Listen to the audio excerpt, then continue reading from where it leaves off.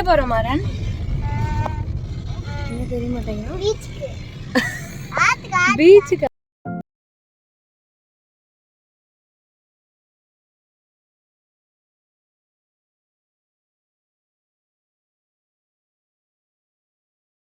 Sunday every one.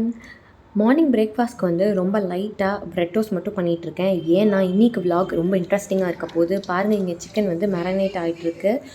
கூட வந்து பிரியாணிக்கு வெங்காயம் கிரேவி வந்து என் ஹஸ்பண்ட் பண்ண போகிறாரு. அது ஒரு மாதிரி பட்டர் சிக்கன் மாதிரி ஒரு டிஃப்ரெண்ட்டாக பண்ணித்தரேன் அப்படின்னு சொல்லி சொன்னார்.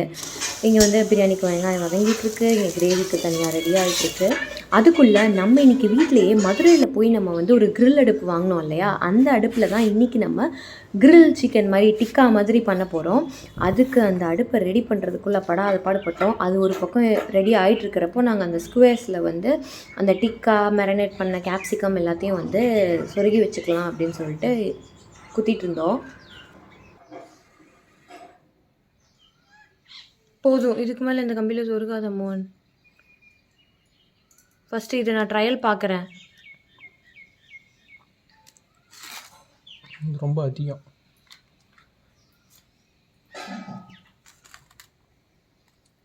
பீஸ் ஈவனாக ஒரே சைஸில் இருக்கணும். தப்பு பண்ணிட்டோம்.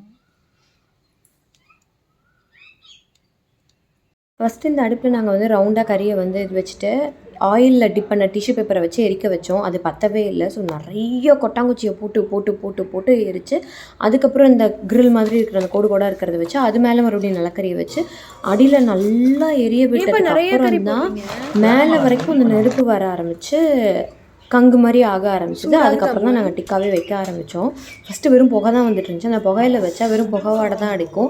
கொஞ்சம் நெருப்பு தான் வர ஆரம்பித்ததுக்கப்புறம் தான் எங்களால் மேலே அந்த டிக்கா வைக்க முடிஞ்சுது.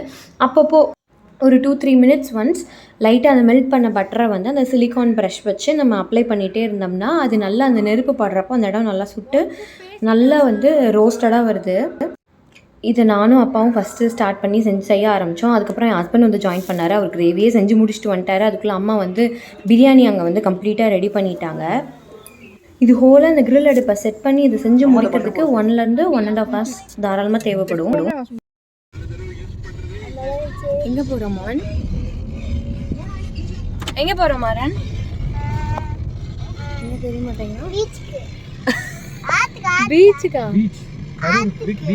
Karur big beach. ஆத்துக்கு. எந்த ஆத்துக்கு? ஆத்துக்கு பேரு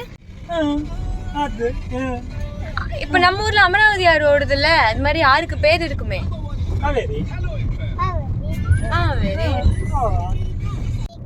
யாரது? என்ன வேணும்? என்ன நகை? என்ன கலர்?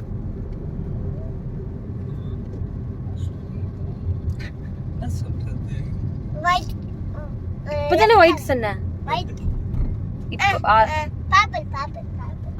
பாப்பிள் எங்க இருக்கு? ஐயோ, அது பாப்பிள் இல்லடா, அது ப்ளூ. என்ன ஒன் பர்பிள் கலர் காணோம்? ஆட பாவி இல்லையே. எங்கடா போறதுனா பர்பிள் கலருக்கு? அது கிரே. அவுட் ஆனா என்ன பண்றது?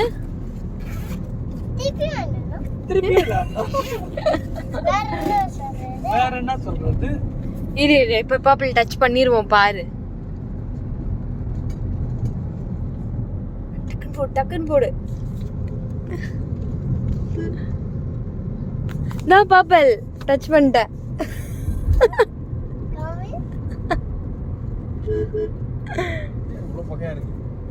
டச் பண்ணிட்டனே.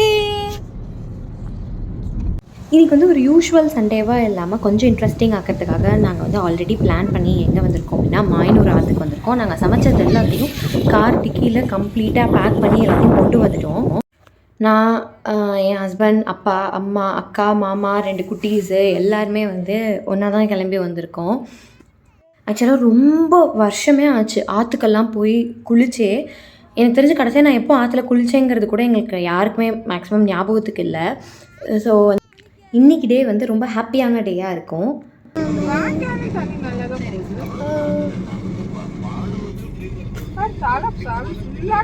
எப்படி இருந்துச்சு ஆற்றுல குளியல்?